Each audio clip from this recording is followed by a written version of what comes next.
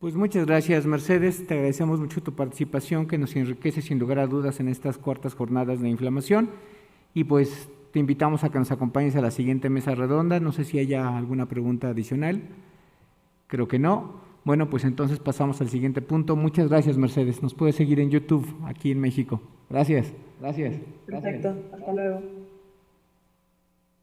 No sé si nos quieren acompañar aquí al estrado el doctor Enrique, el doctor Raúl, la doctora Lulú, para que vayamos preparando la mesa. Y tomaremos solamente un momento en lo que nos organizamos físicamente para poder empezar la sesión siguiente.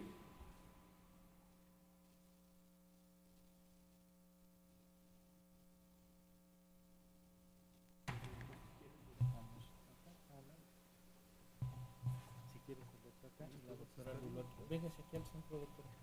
Doctora, véngase. No, aquí al centro. Véngase, véngase. No, pero aquí está el micrófono para usted. Véngase. No, no se puede mover esto. Véngase. Sí, está aquí. Doctor Rodolfo Rivas, ¿nos acompaña aquí, por favor? Yo paso y hágase más para allá. Yo me paso aquí.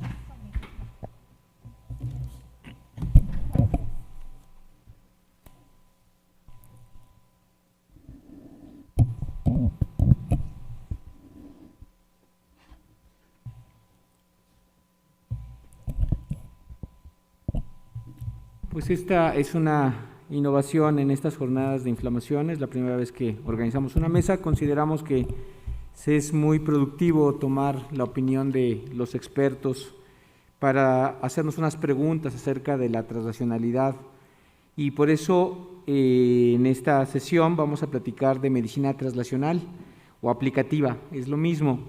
En esta primera mesa hemos invitado a la doctora Lourdes Arriaga. Ella es miembro del Instituto Mexicano del Seguro Social, adscrita a la Unidad de Investigación Médica en Inmunoquímica de este Hospital de Especialidades, doctor Bernardo Sepúlveda Gutiérrez. También nos acompaña el doctor Raúl Carrillo Esper. Aquellos que ya nos acompañaron desde temprano lo habrán escuchado previamente. Él es jefe de la Unidad de Terapia Intensiva del Hospital HMG, y también nos acompaña el doctor Rodolfo Rivas Ruiz. Él es miembro del Centro de Adiestramiento en Investigación Clínica CAIC, de la Coordinación de Investigación en Salud de la Dirección de Prestaciones Médicas del IMSS.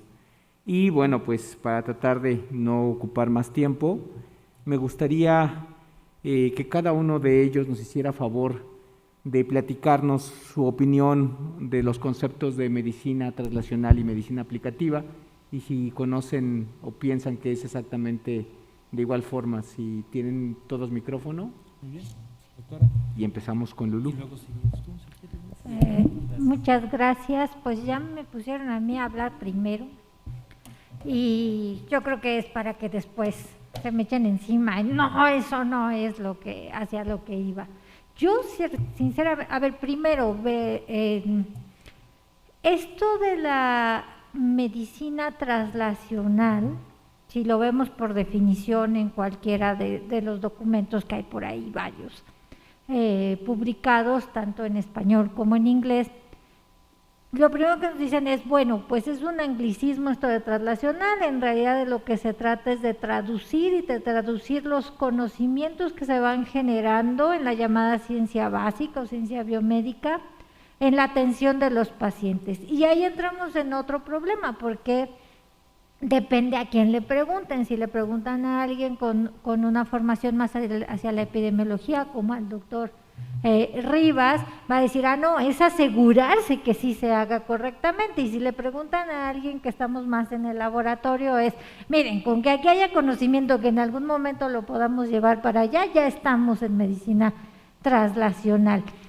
En ese sentido, pues en ambos casos pareciera que medicina aplicativa y medicina translacional son operativamente lo mismo, pero muy probablemente los doctores disientan y digan que conceptualmente sí habría que hacer diferencia, sobre todo el doctor Rivas ya está sintiendo que sí. Eso de mi parte. Bueno, en relación al concepto, el concepto de medicina traslacional es relativamente reciente. Se empezó a acuñar en los 90, a partir del 2000 ya apareció en los trabajos de investigación o en las publicaciones, y es más, hay una revista, un journal de medicina traslacional, o ya 2 o 3, bueno, entonces esto ha ido creciendo una vez que apareció el concepto.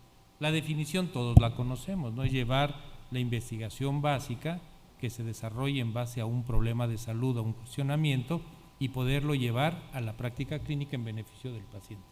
Es lo que se conceptualiza y son los constructos de la definición.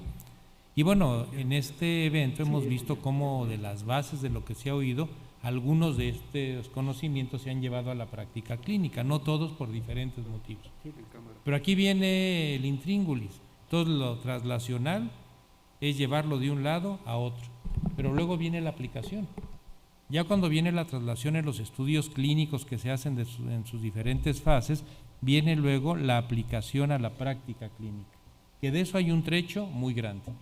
Se pudo haber acortado ahora con la epidemia COVID, cuando se desarrollaron las vacunas, que fue realmente una traslación rapidísima, que se llevó a la práctica clínica y a la implementación por la emergencia, pero lo habitual no es así. Lo habitual lleva tiempo, y no solamente en medicamentos o vacunas, sino también en tecnología, porque todo esto conlleva necesariamente un proceso de desarrollo, una inversión muy grande habitualmente para esto. Luego viene la traslación a la clínica, las agencias reguladoras que tienen que aprobar si se utiliza o no cierto medicamento, prueba diagnóstica o insumo terapéutico. Entonces, la medicina aplicativa es el eslabón final, ¿no? Ya se trasladó, ya se demostró que sirve, ya se demostró que puede ser útil en seres humanos, y luego viene la aplicación, que depende de esto, pues de agencias reguladoras, de políticas gubernamentales y aún de los recursos que existan para poderlo llevar a cabo. Ejemplo, la mieloperoxidasa que les decía de los leucocitos, algo bien demostrado que es útil en sepsis, pero ya está demostrado, se han hecho estudios básicos clínicos, pero ya llevarlo a la operabilidad, a la aplicación, ahí viene el trecho, porque no hay los recursos para poderlo implementar como una prueba diagnóstica de escrutinio, de seguimiento en los hospitales, ¿no? Entonces, para mí estas son las diferencias y son los eslabones que se van juntando, desde el punto de vista clínico, y enfatizo, yo soy médico clínico. ¿Doctor? Gracias, ya no sé cuál agarrar. A ver, para la sana distancia. Sale. Bueno, para empezar, muchísimas gracias, doctor Ferat, por sentarnos a 3 visiones distintas, en ponernos de acuerdo en algo que es tan importante, porque cada día las opciones gubernamentales están solicitando más que exista este fenómeno de aterrizar el conocimiento que se está generando en los laboratorios y que tengan alguna utilidad. Como si hacer medicina básica, hacer ciencia básica estuviera diseñado para eso. Hacer ciencia básica no está diseñado para tener ninguna aplicabilidad, sino está diseñado para obtener nuevo conocimiento que puede o no generar una nueva acción en la práctica clínica. Entonces, con todo esto, yo lo que hice fue hacer mi tarea. Y entonces, en la tarea voy a empezar con alguien con el que no comulgo, que son los de la Real Academia Española. O sea, yo no creo en la realeza, no creo que a nadie, mi Dios Spinoza, el Dios de Spinoza, la naturaleza, me hace creer que no hay reyes, pero bueno, voy a consultar la Real Academia Española solo por poner una base. Y dice que la investigación básica es la investigación que tiene como fin ampliar el conocimiento sin perseguir ningún principio, ninguna aplicación práctica. En principio. Puede ser que sí, puede ser que haya investigadores básicos de closet, ¿no? Estos investigadores básicos de closet que sí tienen en su mente esta visión de llevar a cabo una investigación que pueda tener una acción. De esos son los que mejor me caen, ¿no? Los que están pensando en los pacientes, los que están pensando en hacer comunidad con todos los demás y que están pensando casi siempre en llevar ese conocimiento a una acción real, una acción de mejoría en el paciente.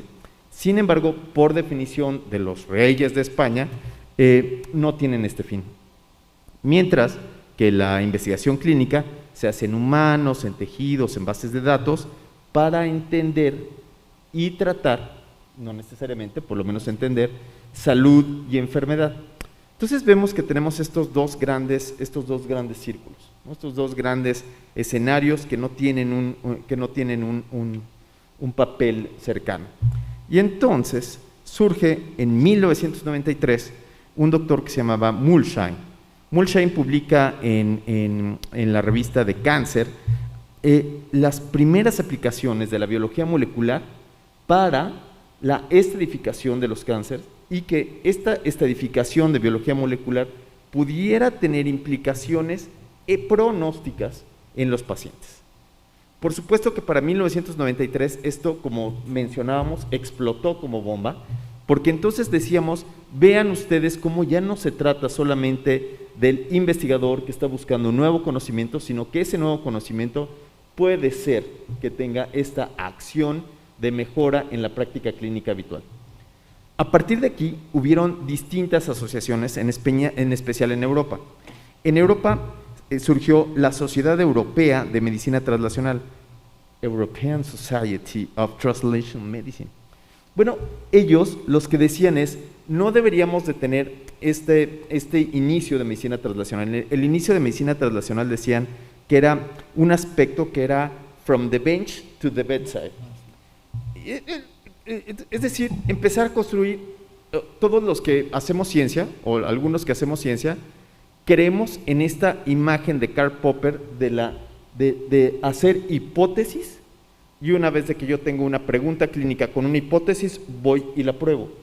Pruebo esta hipótesis, y la pruebo con análisis estadísticos, con experimentos. Lo que ellos decían en ese bench, from the bench to the bedside, decían que primero que yo tenía que buscar, que tener un hallazgo, y ese hallazgo tenía que ir a la práctica clínica, a ver para qué servía. Y entonces ahí empezaron a ver estudios sin sílice, empezaron a ver algunas otras asociaciones para ver qué genes podían estarse asociados y poder llegar ahí. La Sociedad Europea dijo, tranquilos, no es eso. Lo que tenemos que tener es una pregunta de investigación. Ejemplo, COVID-19. ¿Qué podemos hacer? Y lo que sucedió es que juntos los investigadores básicos, los investigadores clínicos, la comunidad, es decir, los tomadores de decisiones que también deberían de estar aquí, juntos tenemos una pregunta de investigación y juntos buscamos una solución. Es decir, no voy del hallazgo, from the bench to the bedside, sino en realidad lo que estamos haciendo es ir de un problema clínico a una solución. Y entonces, en ese entendido, es que la medicina, el concepto de medicina translacional, en realidad surge como un concepto social. Este concepto social en donde diríamos, tenemos que sentarnos juntos, tenemos que incrementar nuestras uniones intracelulares, codo a codo, como decía Mario Benedetti, ¿no? Codo a codo, para poder llegar a tener soluciones clínicas. No es posible que tengamos proyectos en donde los básicos están de un lado, los clínicos están del otro lado, y los tomadores de decisiones, los que tienen el dinero, por otro distinto. Entonces, ahora, esta circunstancia ha hecho que haya explotado la cantidad de definiciones que hay al respecto. Entonces tenemos, bueno, pues esta definición de innovación-transferencia que hace la industria farmacéutica. Innovación-transferencia quiere decir, ¿qué les parece que buscamos una molécula y después de esa molécula la patentamos, y una vez que la patentamos se la vendemos a Q3, a Genoma Labs, y entonces nos hacemos millonarios? Eso no lo sé, pero eso no es medicina translacional. La medicina translacional, ¿cómo lo ubicamos? Es nosotros los investigadores básicos y clínicos, buscamos la solución de un problema. No buscamos este principio tecnológico o principio de buscar el dinero como tal. El segundo punto es ciencias de la implementación. Ciencias de la implementación tampoco se trata de que sea una medicina translacional. Es decir, ya tengo el producto y ahora vamos, o sea, ya sé cuál es la evidencia y ahora vamos a utilizarla. No, eso no es. Ciencias de la implementación quiere decir, ¿cómo lo voy a aplicar? Estos estudios fase 4 de la vida real, ¿cómo lo voy a aplicar y cómo funciona? Entonces estamos metidos en un embrollo sobre cuál es la verdadera, los americanos, los europeos, nosotros, la Real Academia Española, ¿quién tiene la verdad? Y bueno, pues por eso estamos aquí pugnando este día. En base a sus disertaciones, lo que uno debe de englobar es el hecho de que la idea es utilizar el conocimiento para mejorar la condición clínica del paciente. Por consiguiente, habría que hacernos una serie de preguntas con sus diferentes puntos de vista. Y bueno, pues de primera instancia es ¿cómo le enseñamos a los alumnos que estudian medicina, a la gente que hace temas afines para tener una visión práctica y operativa de este hecho? ¿Qué nos cuentas, doctora Lulú Arriaga? Gracias. Está complicado, pero antes permítanme disentir un poco con respecto a esto de las intervenciones previas, porque sí, mucho de esto se ha asociado con genómica y los avances de biología molecular y su aplicación, las grandes bases de datos y todas estas cuestiones. Sin embargo, hay quien insiste que no fue allí donde realmente empezó lo que sería la medicina translacional y que es donde mucha gente lo saca, ¿no? Que en los 90, de hecho, la doctora Natalie Josso, y a lo mejor no lo toman en cuenta, digo, no es que yo sea ultra feminista ultranza, pero sí reconozco que tenemos una brecha y a lo mejor por eso no se le reconoce por haber sido ella la primera que dijo, oigan, alguien hace unos años ha estado diciendo que hay allí una hormona antimuleriana que parece que tiene que ver con el desarrollo, la hormona antimuleriana, la AMH, que alguien había descrito que tenía que ver con el desarrollo de testículos. Y a ella fue la primera que se le ocurrió el poderlo implementar para ver si con esto se podía seguir trastornos testiculares en pacientes pediátricos, porque a las edades pediátricas otras hormonas, la clásica testosterona, no funciona, todavía no se está produciendo. Entonces, en ese sentido, ahí ya estaría de alguna manera implementándose, porque sí había una pregunta, es ¿cómo puedo seguir a los pacientes? Y la cuestión es que a veces me parece que se pierde, y ahora sí ya aterrizo a cómo involucrar a las nuevas generaciones, es que pareciera que se tiene que hacer con intención desde el principio y que tendría que ser la misma persona, o sea, la misma doctora Josso, por ejemplo, la que, yo voy a investigar las moléculas y luego voy al paciente y luego me regreso. No, o sea, en realidad es la conjunción. Creo que uno de los conceptos que puede ser utilizado, y aunque es medio romántico, es, por ahí hay quien dice que medicina translacional es el puente de plata entre el conocimiento y su aplicación ya en la mejora de atención de los pacientes. Y de allí podemos, me parece, involucrar a las nuevas generaciones. O sea, lo que se produce en medicina translacional es un mejor futuro para la atención de los pacientes. ¿Qué es costosa? Todo en un momento inicia siendo costoso. Hace años ninguno de nosotros pensábamos en tener celulares, primero porque pesaban como 3 kilos cada uno, y segundo porque eran costosísimos, ¿no?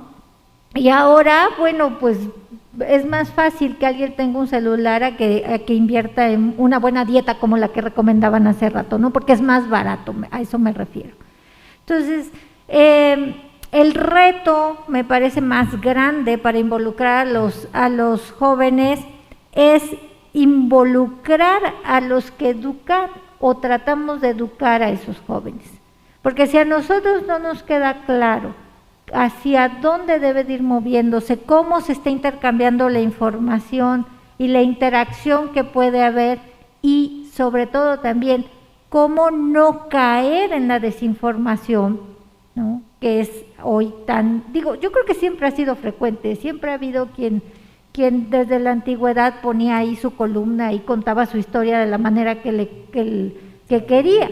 Aquí la diferencia es que con un tuit o lo que sea, pues esa información inadecuada o no suficientemente sustentada llega rápidamente a gran cantidad de personas.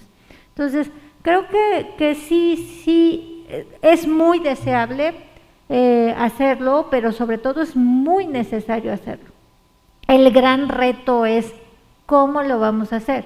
Hay algunos que han empezado en los programas educativos, por ejemplo, a dar materias como genómica, ¿no?, dentro de la currícula de formación de médicos, pero pues todavía faltarían esto de las ciencias de datos, faltaría la nanotecnología y así, porque no solamente se trata de tener alternativas terapéuticas o de tener métodos pronósticos, o sea, cualquier cosa que mejore en el ejercicio de la medicina potencialmente entra en el ámbito de medicina traslacional, ¿no?, pienso yo.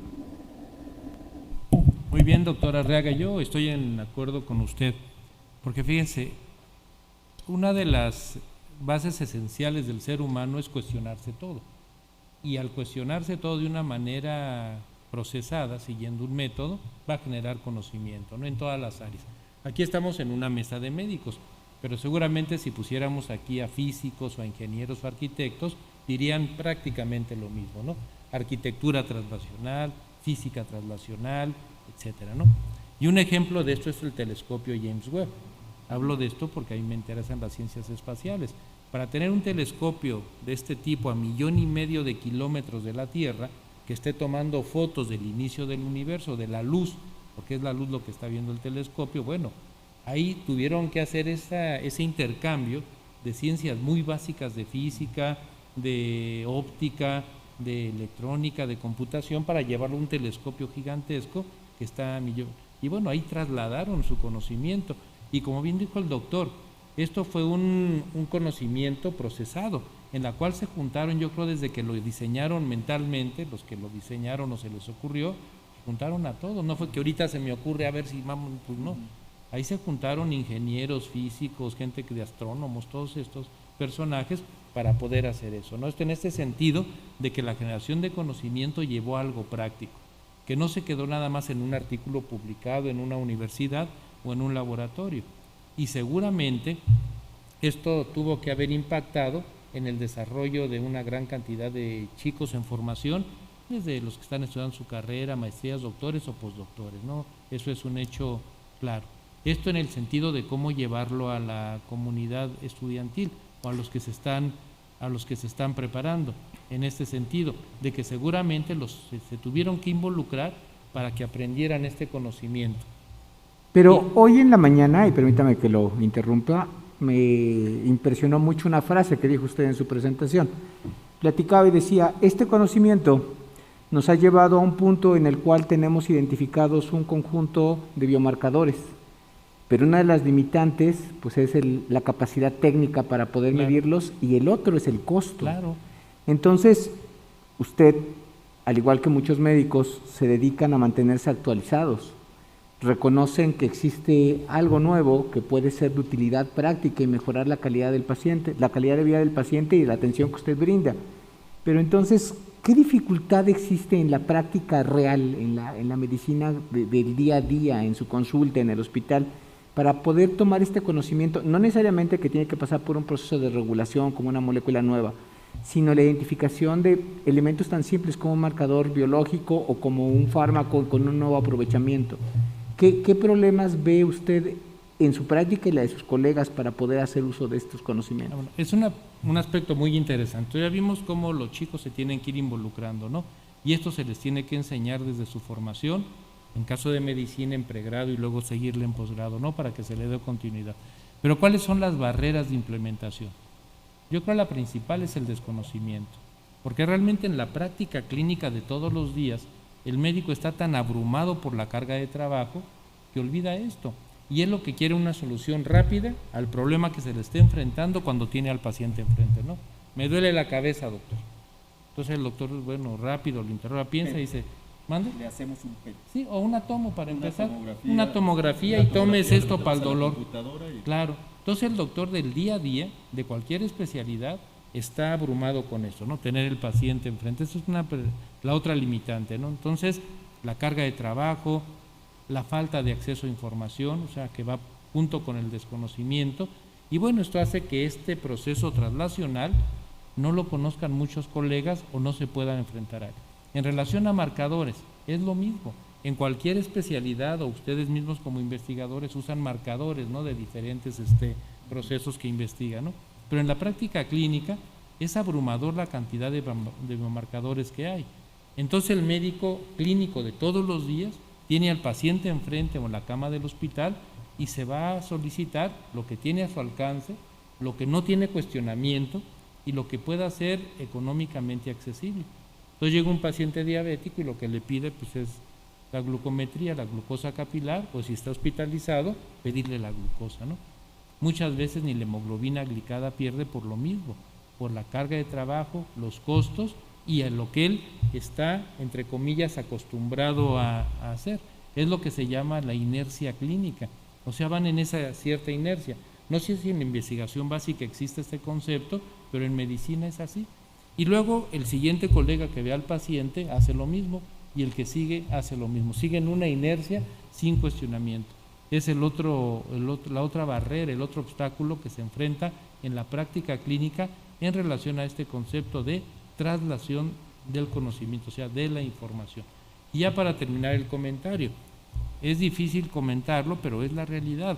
Muchos colegas carecen de tener acceso a información o si la tienen, también por las mismas actividades no la revisan o no la revisan a fondo y se limitan a hacer o a decir lo que les dice la industria farmacéutica, ¿no?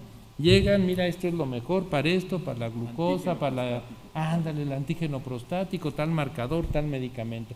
Y por inercia lo sigue, sin cuestionarlo, lo cual es algo muy grave, porque no revisan lo que hay ni de básico, olvidado, ¿no? De clínico, poco. Y luego la práctica clínica se ve inmersa en eso, ¿no? Entonces yo pienso que estas son en la práctica clínica las principales barreras para poder llevar a cabo un buen proceso traslacional del conocimiento básico a la práctica de todos los días. Y doctor Rodolfo, ¿quiere abundar? Gracias. Hoy soy la manzana de la discordia. Bueno, para empezar el punto que pregunta usted, doctor, sobre la educación médica traslacional. Yo soy egresado de la Facultad de Medicina de la UNAM y en la Facultad de Medicina de la UNAM nos enseñan educación traslacional. ¿Qué es lo que quiero decir? Lo que quiero decir es que la medicina traslacional en general tiene 4 aspectos básicos, o tiene 4 tiempos básicos. El tiempo básico 0, que sería el biomolecular, ni siquiera la fisiopatología, sino más bien la bioquímica, la anatomía, la embriología, la histología, y es lo que nos enseñan en el primer año de la carrera, ¿no? Es el gran filtro del primer año de la carrera. Después nos mandan al segundo o tercer año de la carrera, en donde ya empezamos a ver aspectos un poco más clínicos, que sería el T1 de este pensamiento traslacional de los europeos. Y nos mandan finalmente a la vida real, que sería el T3 y T4, a los hospitales, a sobrevivir como podamos. Si bien, entonces aquí estaría respondiendo que en México, por lo menos en la facultad de donde yo soy egresado, que es la Facultad de Medicina de la UNAM, nos enseñan y siguen este concepto del laboratorio, en donde estamos en laboratorios básicos, hasta llegar a la clínica más profunda, que podría ser irte a hacer tu servicio social a un lugar de provincia. Entonces podríamos decir que efectivamente sí tenemos esta educación traslacional. Sin embargo, del dicho al hecho hay mucho trecho. Y si bien está bien pensar en esta utopía de que la investigación y que el pensamiento científico va a hacer y disminuir los eventos adversos, también tenemos que pensar que existen otros factores, como los que menciono aquí, que son los factores comerciales, en donde te venden prácticamente de todo, ¿no? Te venden todo para hacer un diagnóstico más rápido, para tratamientos que reducen 2 semanas, antibióticos de amplio espectro que incluso son de peor efecto que los que utilizamos actualmente. Y entonces aquí yo creo que el problema que tenemos en la educación quizás no es el modelo, sino que quizás estamos perdiendo de vista los valores que se deben de tener. No estamos educando ni a los residentes ni a los médicos con respecto al valor del conocimiento. Voy a regresarme a mi concepto de la Sociedad Europea de Medicina Translacional. La Sociedad Europea de Medicina Translacional pone en la misma mesa a los biólogos moleculares, a los que hacen ciencia básica, con los que hacen clínica, con los tomadores de decisión.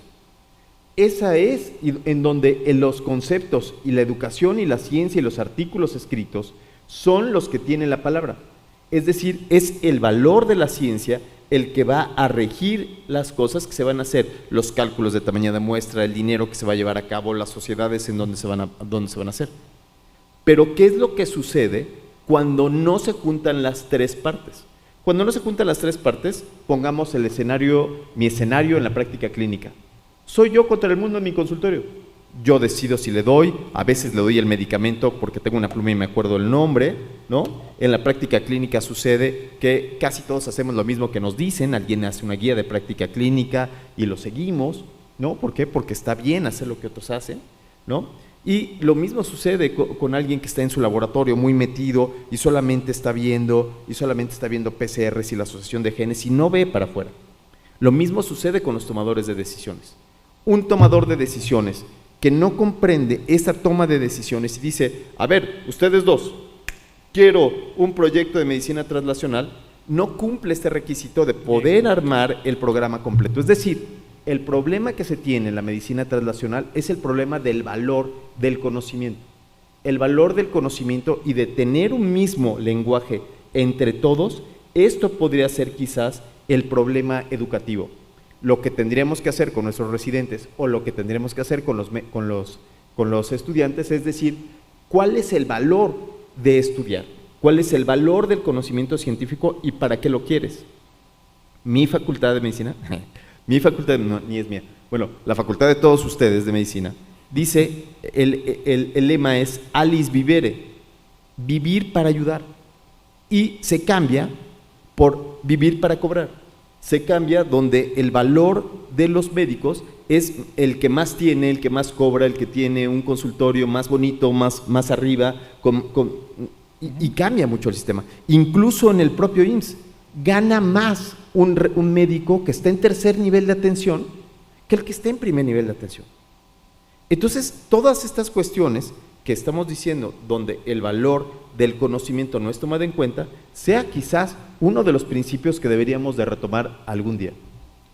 Y esto obviamente nos lleva a una reflexión que tendría que ser la medicina translacional, ¿qué tanto tiene que enfrentar contra la medicina estandarizada en las NOM, en la inercia clínica que mencionaba el doctor Esper, en la costumbre? El hallazgo nuevo, ¿cómo lo rompe, cómo llevamos o cómo lo impulsamos para que llegue a la aplicación y se beneficie y se aproveche, se beneficie el público, se mejore la práctica y se reconozca el esfuerzo del investigador que generó ese descubrimiento, ¿no? Muy buena pregunta.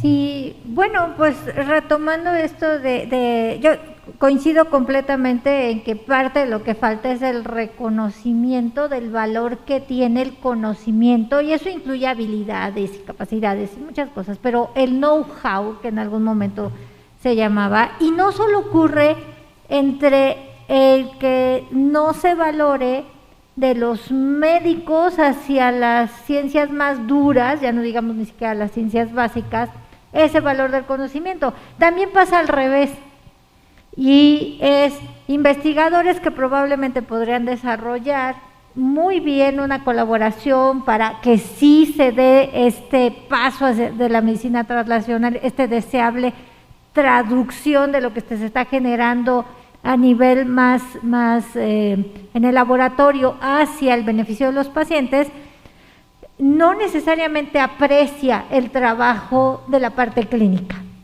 ¿no? Sí quiero colaborar, pero porque me va a traer muestras, y luego no le voy a decir nada, no voy a discutir nada, no voy... Yo de hecho en la mañana, cuando me tocó en la intervención, les decía que con todo lo terrible que ha sido y seguirá siendo el COVID por todo lo que nos está dejando, algo de lo que sí nos tocó vivir al grupo de investigación con quien colaboro fue la maravillosa oportunidad de sentarnos realmente a discutir, a ponernos de acuerdo, a diseñar el algoritmo de cómo íbamos a hacer todo el trabajo para tratar de entender más rápido y mejor esta entidad.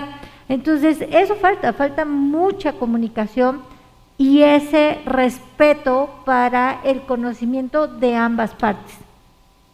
No estoy tan segura a la provocación, más que pregunta, esta provocación de, ay, ¿cómo le vamos a hacer con este enfoque más estandarizado que asegura, el enfoque más estandarizado donde dice, tienes que seguir la norma y tienes que seguir la norma, tiene que ver, o la guía clínica tiene que ver con asegurarte que aún aquellos que no les gusta tanto actualizarse, ni leer, ni nada, no lo hagan tan mal, ¿no? Tiene que ver con medicina social en el sentido de mucha gente que se tiene que atender bajo un sistema.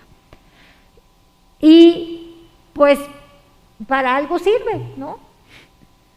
Sin embargo, no creo necesariamente que tenga que cancelarse la existencia de la medicina translacional frente a este tipo de medicina más estandarizada, y no sé, y aquí a lo mejor será un reto para mis compañeros de mesa, si de hecho debemos de pensar como la parte de lo que puede hacerse y de lo que debe de hacerse, porque la medicina translacional va hacia eso, va a lo que debe de hacerse, y mientras vamos a hacer lo que podamos, pero alguien, y me refiero a mucha gente y muchas disciplinas, tiene que estar buscando cómo hacerlo mejor, y ahí está la medicina translacional, me parece a mí.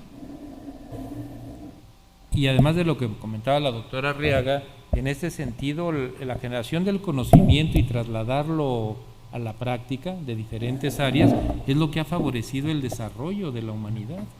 Mucho de lo que tenemos ahora de tecnología, de facilidades en medicina, se debe a esa traslación dinámica. Si no, estaríamos anclados en la Edad Media, porque no hay movimiento, y si no hay movimiento no hay vida ni creatividad. Entonces la medicina, en este caso la medicina, pero la ciencia en general es traslacional. Aún ciencias muy duras como las matemáticas o la física, que uno piensa que es lo mismo, pues no, están cambiando continuamente.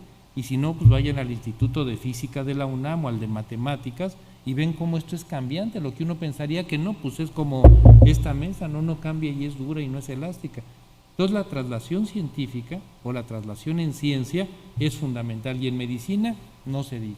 La medicina que hacemos ahorita, con el conocimiento que generan investigadores como el doctor Manjarrés, la doctora Arriaga y muchos más que conocemos nosotros, bueno, esa generación de conocimientos ha favorecido que la medicina, como les digo, de hace 20 años no es la que estemos haciendo ahorita. Imagínense que si todo el conocimiento generado se quedara en el laboratorio o en un artículo ahí en una revista que prácticamente solamente lo leen los expertos, ¿no? Realmente este cambio no lo veríamos, o sería un cambio mínimo. En cambio, esta traslación del conocimiento generado, como decía la doctora, ese puente de plata, yo diría de oro, y esa conjunción del trabajo del investigador básico con el clínico y bueno, y todo lo que está alrededor de esto, que es muy complejo, ha favorecido el crecimiento, ¿no? Entonces yo creo que estamos en una época en la que estamos ya sentando las bases de la medicina del futuro. ¿Cuál es la medicina del futuro? Una traslación del conocimiento más dinámica y rápida, y vuelvo a repetir el ejemplo de las vacunas en COVID, ahí vimos esa comunicación, ¿no? Y esa traslación rápida.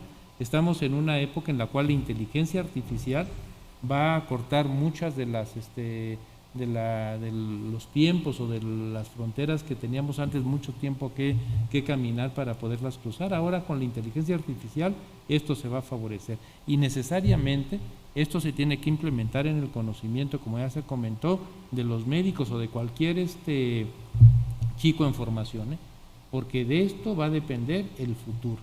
Y ahorita la doctora cuando nos habló de inteligencia artificial nos mostraba cómo los programas de inteligencia artificial alimentados con información son altamente eficientes ahorita en ciertos escenarios, pero imagínense en 50 años o en 100, tal vez lo que se vaya a estar viviendo va a depender, uno, de la generación del conocimiento que cada vez es más rápida, ya no es como antes tardaba mucho tiempo en generarse algo.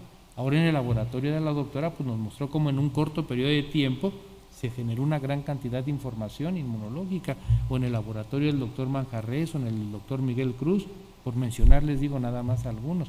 Imaginen en 100 años esta velocidad de generación de conocimiento y seguramente va a haber personajes que van a llevar esto a la práctica, no a la implementación de la práctica. Porque además también se tiene que ver la eficiencia de inversión, uno en la generación del conocimiento y otro trasladarlo a algo que nos ayude tanto a los investigadores para que sigan generando conocimiento, porque bueno, de un conocimiento que generan ustedes aparecen 2 o 3 más, ¿no? Porque siguen las preguntas de investigación y cuando se aplique al paciente, bueno, sea más expedito, más fácil y más barato, ¿no? Que el costo o efectividad sea más redituable. Doctor Rodolfo, ¿quiere abundar en el punto? Wow, pues yo estoy de acuerdo, en esta ocasión estoy de acuerdo con los dos. Y me encanta este pensamiento de la traslación dinámica. Sin embargo, yo creo que no es nuevo. En el libro de Fausto, de Goethe, él dice, no basta con conocer. Cuando Fausto le vende el alma a Mefistófeles para conocer todo, le dice, no basta con conocer, tienes que aplicarlo. Desde entonces estamos pensando en cómo el conocimiento se tiene que aplicar. Desde entonces abrimos los ojos y no queremos conocer más, no queremos ser los sabiondos que saben todo, que le vendemos el alma al diablo, a Mefistófeles, para… Algunos se las venden. Algunos se la venden a la industria también. Por eso al diablo. Al diablo. Sino que lo que queremos es hacer las cosas. Y entonces aquí, con este tema que está diciendo, el doctor habla de la traslación dinámica de la ciencia, es decir, que lo que conocemos hoy en día va generando un cambio para mañana y ese cambio va a generar otro cambio en una rueda que es dinámica y yo digo infinita. No es cierto, no existe el infinito, pero es una rueda que hasta ahorita no ha tenido fin, ¿no? Y que nos permite caminar, permite que camine la ciencia, permite que avancemos a pasos a veces de bebé, a veces a pasos agigantados. Y lo pudimos ver ahora en el COVID, que no teníamos ninguna información y poco a poco fuimos avanzando y avanzamos muchísimo hasta poder llegar a tratarlo como tratábamos antes las infecciones de vías respiratorias altas o como tratábamos antes a los pacientes con el síndrome de respuesta inflamatoria sistémica. Y entonces, una vez que tenemos todo esto, la pregunta de ¿qué pasa con la NOM? La NOM son leyes escritas en piedra o que dicen, siga usted la guía de práctica clínica. Si usted no sigue la guía de práctica clínica, por lo tanto, cae en su versión.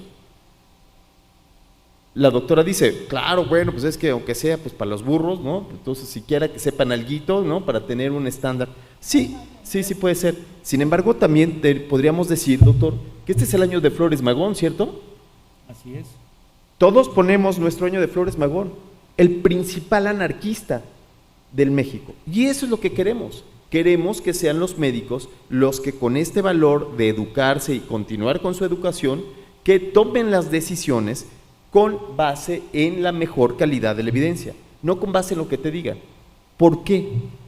Porque existe la máxima de Esculapio, que está aquí atrás, que dice, no hay enfermedades, lo que hay son enfermos, y entonces agrupar a los pacientes en una sola constitución muchas veces cae en error.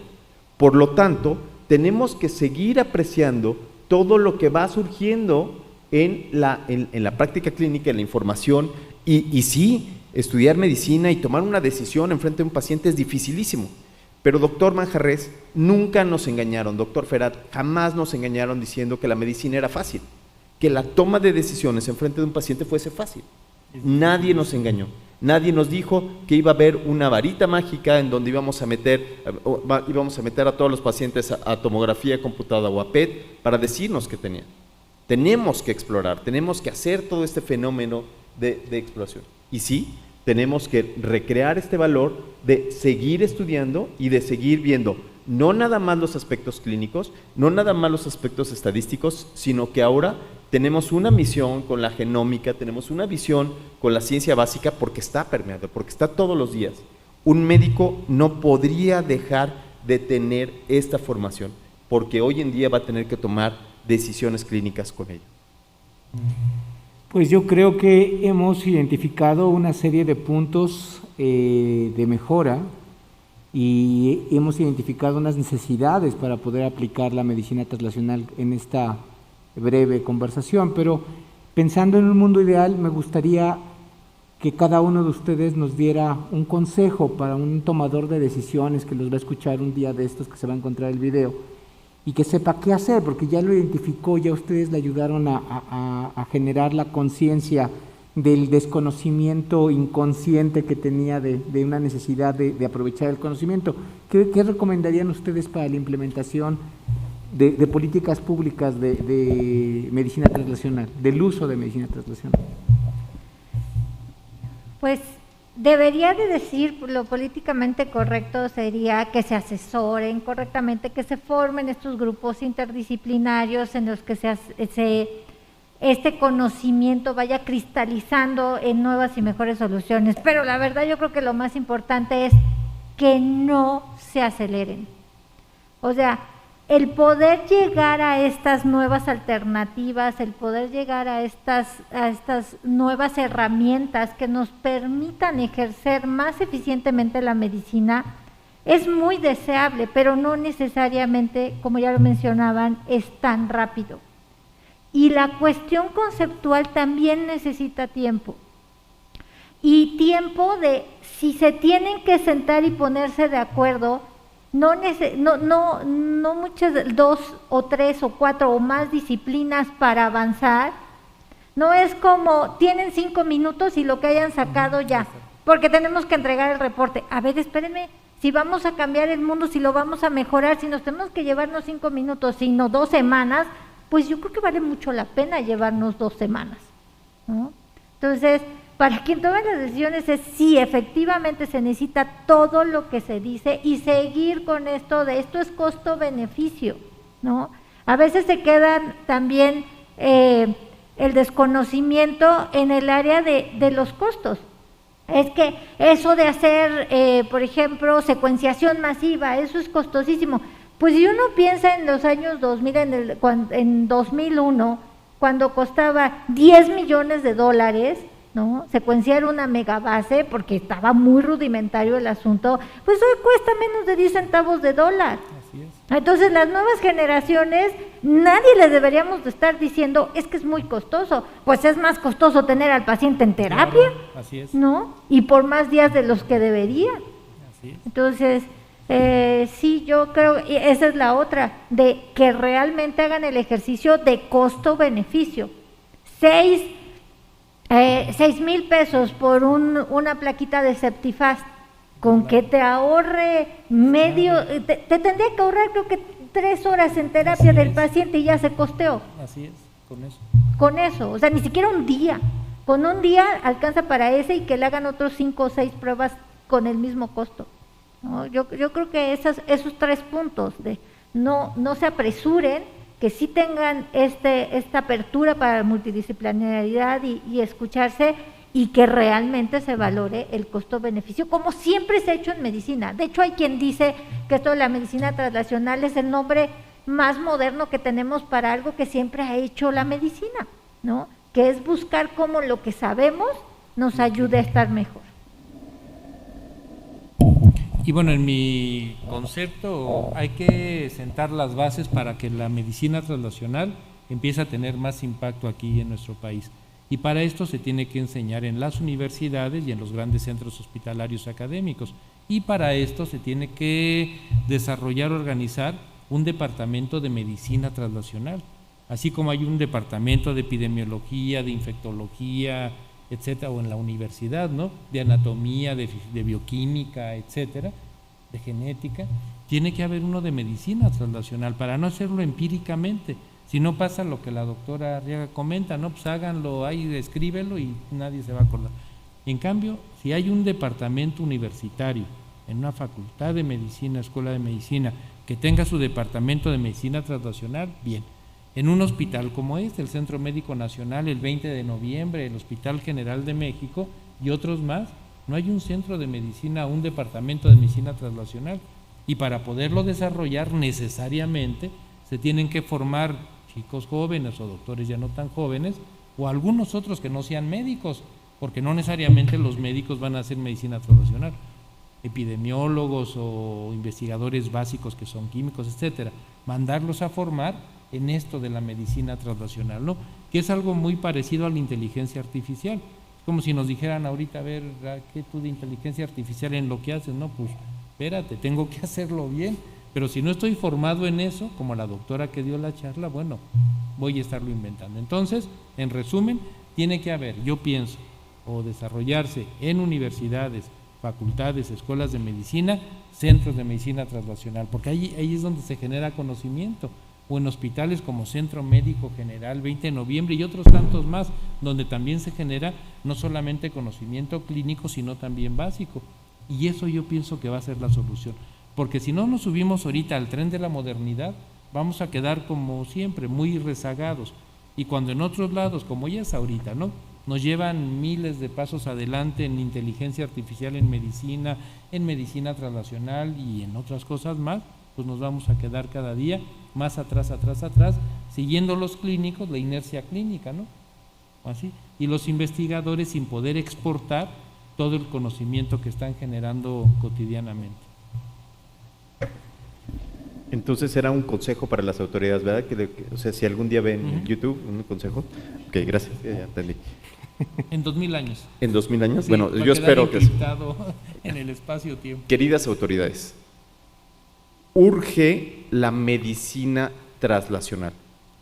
Como oyeron en la plática, urge, tenemos mucha información, tenemos muchos cerebros andando, trabajando cada uno por su lado. La medicina translacional es esto que vimos el día de hoy. Son distintos pensamientos con un solo objetivo. Los básicos, los clínicos, incluso los de otras especialidades como matemáticos, como epidemiólogos y las autoridades. Si no existen estas tres fases, si no están las autoridades en el mismo sentido, buscando el mismo y que todos estemos en la misma pregunta de investigación, para resolver la misma pregunta de investigación, lo único que vamos a tener es esta célula despeluzada en donde no está diferenciada y puede actuar con cualquier cosa y no va a otorgar una respuesta adecuada. Necesitamos sentarnos investigadores de todas las ramas y las autoridades para pensar cuál podría ser el objetivo al cual le estamos dando y cuánto podría costar y cuáles podrían ser los beneficios. Los nombres, medicina translacional, implementación, si es nuevo el proyecto, si no es nuevo, eso no es importante. Lo importante es, como dijera Benedetti, estar en la calle, codo a codo, investigadores, tomadores de decisión y clínicos. Entonces, espero que algún día lo vean y si lo ven, denle like a la academia. Adelante, Lourdes. Ay, ¿otra? Sí, otra, porque no sé si le corresponde a los tomadores de decisiones, pero nos falta otro personaje en esta historia, y es la sociedad en general. O sea, eventualmente o ya en este momento hay que involucrar a la sociedad en general y transmitirle la idea de, ok, sí, hay una manera de hacer la medicina con estas normas, así muy cuadradita y todos se siguen por ese carril, porque si no hay problemas legales y demás, pero también necesitamos la medicina translacional. y la tienen que apoyar, porque, ay, no, mi médico se salió 30 minutos antes del consultorio y entonces vamos a cerrar todo el hospital. Si eso es en beneficio de la medicina traslacional, la sociedad está perdiendo por obligar a ese clínico a quedarse en la atención y no poder invertir tiempo. Y no va a haber forma de que eso sea efectivo si la misma sociedad no lo pide. Entonces, esto que hablábamos de tiene que haber una mejor formación y educación, no necesariamente tiene que estar restringido solamente a la formación de médicos o personal de salud en general. De hecho, tiene que permear de alguna manera, y afortunadamente ahora hay muchas formas de divulgar la información, transmitirla y demás de manera más accesible, y entonces también tenemos que comunicarnos con estas otras personas para que nos ayuden y la presión venga, de hecho, desde abajo. Y así me parece que vamos a avanzar más rápido. Y si me permite, doctor Pavón, bueno, lo que comenta la doctora es fundamental, ¿eh? Hay que empoderar a la sociedad, porque realmente todo esto de la traslación del conocimiento lleva una inversión muy grande. Y los tomadores de decisiones van a preguntar, bueno, tanto X dineros o financiamiento o inversión que se va a hacer, ¿en qué va a impactar? Entonces va a impactar en el beneficio social, porque a fin de cuentas todo esto que se hace, no nada más en medicina, sino en cualquier área, tiene que impactar en la sociedad. Eso es un hecho muy importante. Y aquí una propuesta para la mesa, para todos ustedes, para el doctor Ferrat, para usted, doctor Lenin, ¿cómo, doctor Manjarres, y bueno, todos los que están aquí y nos siguen, cómo ven si de este simposio, de estas jornadas de inflamación, podemos generar un documento en relación a esto y se lo hacemos llegar al doctor Germán Fajardo, vicepresidente de la Academia, futuro presidente, diciéndole de que a partir de lo que se concluyó de estas jornadas, entre otras cosas, se surgió la necesidad de que se tuviese en la Facultad de Medicina un departamento de medicina traslacional. Entonces yo pienso que esto podría ser algo tangible, práctico, de todo lo que se ha hablado y se va a decir mañana, en un documento que puede tener un impacto universitario, un impacto en la salud y en la formación de los médicos. Entonces yo pienso eso podríamos hacerlo, puede pasar que sucedan dos cosas, que sea aceptado o que no, pero por lo menos nos queda la conciencia tranquila de que ya lo recomendamos y lo sugerimos, ¿no? Porque yo pienso, perdón, ya con esto termino, que si esto llega a la Facultad de Medicina puede ser el detonante para que otras instituciones educativas y hospitalarias se sumen al proyecto.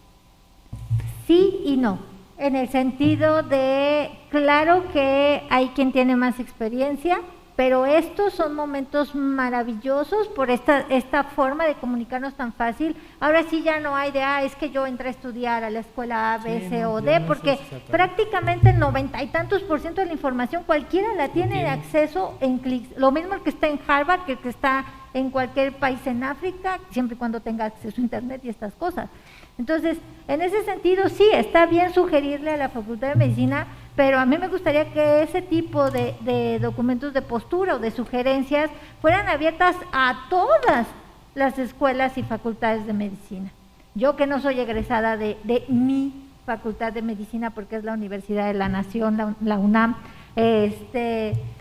sí percibo el de no necesariamente tienen que ser la guía en todo, sí pueden ayudarnos a todos los demás como los demás podemos ayudarles. Entonces, a mí me gustaría más que de eso se diera como una postura de la academia abierto a todos, precisamente porque esa es la manera en la que nos empoderamos mejor, lo aceptamos mejor, no me lo impusieron, yo colaboré. Claro, y uno de los elementos que genera el cambio es la toma de conciencia a través de la comunicación, del hablar para que los demás sepan, como decía el doctor en el Fausto, pues que no basta con el saber, hay que tomar decisiones, hay que avisarle a todos que tenemos mucho conocimiento y que podemos mejorar la condición y el manejo de los pacientes. Pues la mesa queda abierta a preguntas. El doctor levantaba la mano desde hace unos minutos. Y obviamente para todos, porque la idea es que todos compartimos el conocimiento y lo que queremos es aplicarlo. cuando yo vi el título de la mesa redonda, que decía medicina translacional o aplicativa, es lo mismo, lo primero que yo pensaba es que iban a definir exactamente a qué concepto se deriva una y qué concepto se deriva la otra. Ya escuché toda una serie de argumentos de cómo las bases básicas y la parte clínica y que si se traslada o no se traslada, pero realmente no escuché una definición exactamente de ustedes hacia los públicos. El doctor Carrillo dijo, sí, traslacional es un anglicismo que traslada de un lugar a otro, ¿cierto? Entonces digo, bueno, exactamente, tiene ciertas características interesantes, porque sí en ese contexto sí traslada. Entonces yo con lo que fui, por mi ignorancia, de ver qué se define la medicina translacional y qué se medicina la medicina aplicativa. Y sí, los dos tienen dos conceptos que vierten en la misma, pero algunas cosas es un poco más general. O sea, dice, la medicina translacional es la continuidad de la evidencia, de la medicina basada en la evidencia. Entonces esto nos lleva a algo bien interesante. La persona que sabe medicina o ciencias tiene la evidencia científica para poder comenzar a hacer medicina translacional. Y medicina translacional es el conjunto de todos unos aspectos genéticos, epigenéticos, fisiológicos, todas las cosas que llevan a los clínicos, a la parte tecnológica, por supuesto, la parte clínica, que amplíe el conocimiento para conocer la parte fisiológica de un proceso.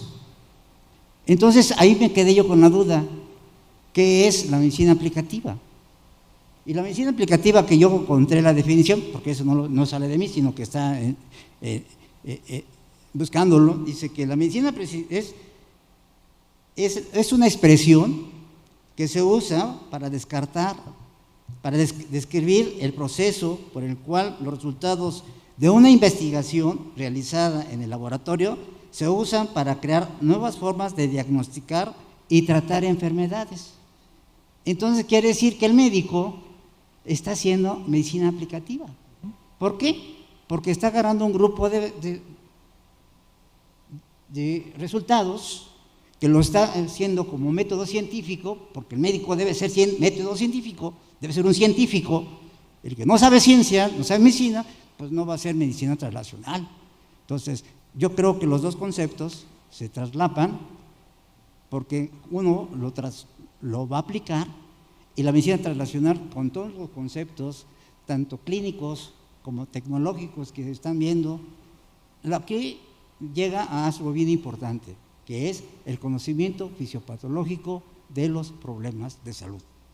Lo demás ya entra en otro contexto desde el punto de vista cultural, aplicativo, porque entonces entraríamos a otro terreno que sería cómo aplicar la medicina translacional y dónde aplicarla.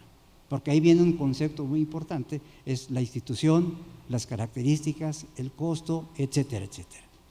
Me parece interesante todo lo que han dicho, pero realmente yo quisiera que hicieran un papel, un documento por parte de la mesa redonda, en la cual viertan ustedes una definición de todos los conceptos que acaban de ustedes decir.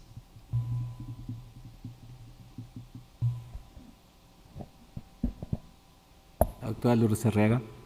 Gracias, doctor Lenin, por la palabra. Gracias, doctor Manjarres, por sus observaciones. Nada más acotando que sí fui yo la que citó lo de es un anglicismo, y yo no me comprometo sinceramente a dar una definición, pero sí me comprometo a colaborar en esta discusión y en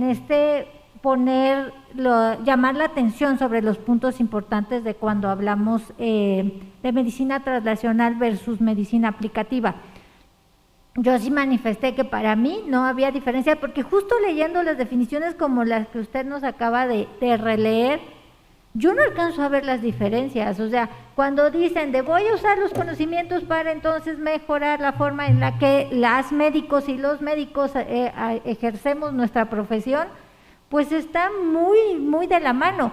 A mí me quedó claro que el doctor Carrillo es más de la postura de, ok, la parte en la que apenas va en transición, y que ese es otro término que le dan a la medicina ya cuando se traduce correctamente el término, no se le dice traslacional, sino de transición, es entre ese conocimiento y ahora sí ya llevarlo a la aplicación. Y en cuanto se mete en toda esta rama tan complicada, pero tan necesaria, que es cómo llevar este conocimiento, que una cosa es estarlo haciendo en los modelos animales o en sujetos que no tienen otros problemas de salud que vayan a poner en peligro su vida, y la otra es ya en el paciente, con todas las complicaciones que eso lleva, ¿no?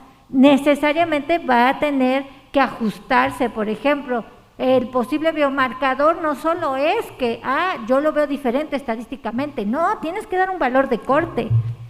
Entonces, tomando ese ejemplo, sería, la traslacional es desde que yo veo que sí tiene diferencias significativas, empiezo a ampliar y a ver en el grupo poblacional que me interesa, con la enfermedad A, B, C o D, condición A, B, C o D, tratamiento A, B, C o D, y hasta el punto donde ahora sí, cuáles son los valores de corte, y en ese momento, para la visión, como le explicó el doctor Carrillo, ahí sería ya la aplicativa. Para mí es más un continuo y es parte de lo mismo, ¿no? A lo mejor sí se necesite o no darle nombres diferentes, pero eso sería.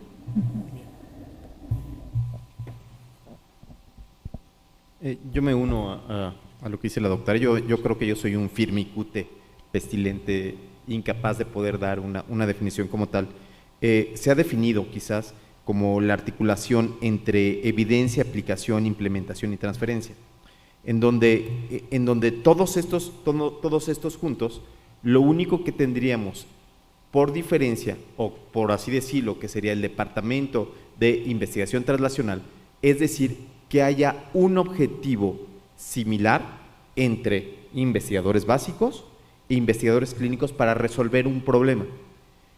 Cuando pensamos que esta pudiera ser la definición, entonces dirían, bueno, pues claro, los clínicos, los epidemiólogos, los ingenieros, estaríamos resolviendo un problema al poner un drenaje, o estaríamos haciendo hospitales y resolveríamos un problema. Aquí el juego de las palabras, quizás, o pensando en una definición, lo podríamos decir en quién sí lo ha logrado. ¿Cuáles son las sociedades que sí han logrado poder hacer estos proyectos de medicina translacional? Más que aplicativa. La aplicativa yo creo que lo hemos logrado muchos, porque bien o mal terminamos haciendo las aplicaciones. Y en ese sentido es cuando mencionábamos que de los pocos que han logrado juntar a los básicos para resolver 3 tipos de problemas básicos: diagnóstico, pronóstico y tratamiento. Y en ese sentido, el ejemplo básico de la medicina translacional lo lleva de la mano la Sociedad Europea de Medicina Translacional, donde dice que la medicina translacional tiene el objetivo de resolver problemas de salud, ya sea en estos 3 escenarios, de la mano con investigadores básicos, con atención médica y con la sociedad. Yo cometí un error en hablar de los tomadores de decisiones, porque la sociedad también juega un papel. Y pensando en sociedad, en donde la doctora hablaba de una sociedad medio rara de arriba y abajo, pero en esa sociedad horizontal, donde el investigador básico tiene el mismo papel que el clínico, que el tomador de decisiones, que las personas con sus valores y preferencias. Entonces, en realidad esta Sociedad Europea de Medicina Translacional, que son los que están empujando muchísimo a este fenómeno, lo que están definiendo es, nos tenemos que sentar todos juntos, es decir, esta definición es, tenemos que hacer comunidad entre la medicina translacional, sería hacer la comunidad entre los laboratorios básicos, los clínicos, con un objetivo de mejora a la sociedad. Y probablemente esa podría ser el fenómeno. Y a diferencia de la medicina aplicativa, es que en la medicina aplicativa a veces es nada más el llanero solitario o el lobo estepario, en donde el llanero solitario está en su terapia intensiva o está operando y decide operarlo de alguna u otra manera. Entonces, quizás podría ser la cooperación lo que hace la diferencia entre uno y otro. La cooperación es medicina translacional y el llanero solitario o el lobo estepario es el que va a aplicar, es medicina aplicativa. Perdón, sí lo tengo que aclarar, porque no es discriminativo eso de desde abajo. Yo, mi deporte, no lo es, porque tiene que ver con conceptos. Mi deporte favorito y que ejercí durante muchos años es la escalada en roca, entonces ahí no tiene nada de mal, y el montañismo en algún otro momento. Desde abajo es la base, a eso se refiere, y el que te impulse. Si uno lo quiere ver todos los de al lado para que todos vayamos adelante, o todos de atrás para allá, o de la izquierda a la derecha, está bien. A eso se refiere, pues se refiere a tenemos que venir impulsados y acompañados del resto de la sociedad, que ni siquiera tiene que estar en el ámbito médico, pero que se va a beneficiar de ello. Y en estos tiempos en el que además podemos ser memes y cosas así, sí es importante aclarar ese punto. Y si me permite, doctor Lenin, un último comentario. Para esta mesa redonda hice una revisión bibliográfica de lo que se ha publicado en México en relación a medicina translacional, y realmente hay prácticamente nada. Revisé las revistas mexicanas de impacto alto, medio y aún bajito, y hay muy poco publicado. Son artículos aislados, son editoriales, y bueno, hay poco. Pero un trabajo que es importante y yo recomiendo que lo lean es una editorial que escribió el doctor Miguel Cruz en 2017 en Gaceta Médica, y habló precisamente del concepto de medicina translacional, y mucho de lo que dijimos aquí lo escribió hace 5 años, de que no había un concepto, una definición, bueno, el concepto, no había una definición bien aceptada. Uh-huh. Habló de los problemas que hay en la implementación y de algunos escenarios, ¿no? Entonces ahí viene la importancia de lo que se ha comentado, que comentó el doctor Manjarres, que ya comentó la doctora Arriaga. Hagamos un documento, yo creo que eso es muy importante, porque es la fase o la parte inicial, así lo contemplo yo, para que se empiece a aterrizar todo lo que se dijo, todo lo que haya escrito, para que haya este documento de medicina translacional, ¿no? Cómo la concebimos en base a lo que se comentó ahorita, qué hay, cómo implementarla y qué recomendaciones se dan. Yo creo que eso es muy importante, porque fíjense mucho, todo lo que vimos en el día de hoy de jornada ha sido traslación, y una traslación dinámica como la define el doctor Roberto. O sea, por ejemplo, en microbiota, hace 20 años no se sabía todo esto. Cuando yo me formé como médico y como especialista, pues nada más oíamos de la flora bacteriana, ¿se acuerdan? Así le decíamos, ¿se acuerdan, no? Y ahora ya vimos que ni es flora, bueno, son bacterias, y la complejidad que tiene de interacción, es un órgano aparte, como el corazón, el hígado, el vaso, o sea, tiene funciones propias de intercomunicación entre ellas, con todos los órganos. Ya se ve oír la comunicación microbiota cerebro, microbiota pulmón, bueno, todo esto, ¿no? Y esto se debió gracias a esa traslación dinámica, ¿no? De los que empezaron a estudiar investigadores básicos las bacterias del intestino. Antes pensábamos que nomás había en colon, y ahora sabemos que hay desde la boca hasta todos lados, pulmón, piel y todo, y la implicación que esto tiene. Es el ejemplo claro de esta traslación dinámica y cómo los investigadores básicos lo han llevado a la práctica, lo que vimos hoy que nos habló el doctor Max de esto. Entonces, bueno, podemos concluir, o por mi conclusión sería de esto, ¿no? Que de esta reunión tan provechosa la aterricemos, como bien dijo el doctor Manjarres, la doctora Arriaga, en un documento. Tenemos que dejar algo de esto, porque si no las palabras se las lleva el viento, ¿no? Bueno, pues yo quiero defender nada más un segundo a mi instituto. Yo nací en la Gínico 4, entonces nací en la Gínico 4, he estado en el IMSS toda mi vida, entonces voy a defender al IMSS a capa y espada.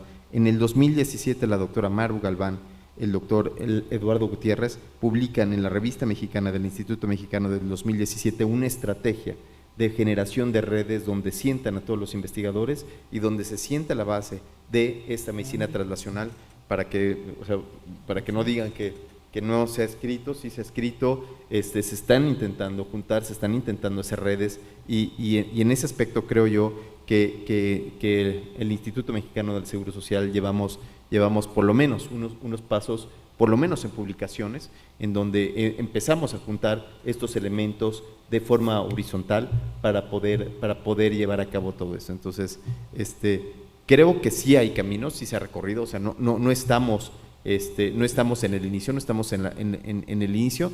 Quizás nos hace falta mucho más, pero bueno, en todas las cosas siempre falta más, pero creo que ya hay un camino recorrido y hay que seguir abonando, nada más, ¿no? pues yo creo que esta conclusión de la mesa le da mucha validez al esfuerzo que realiza el doctor Eduardo Ferat en hacer foros donde junta básicos y clínicos para que se escuchen, para que intercambien opiniones, y eso pues obviamente nos valida y nos refuerza en tratar de buscar este tipo de foros y seguir generando esfuerzos como el documento que proponen.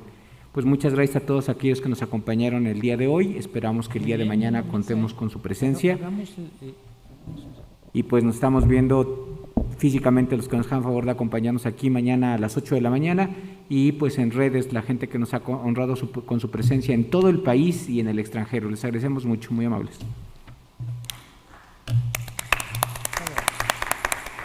Muy bien.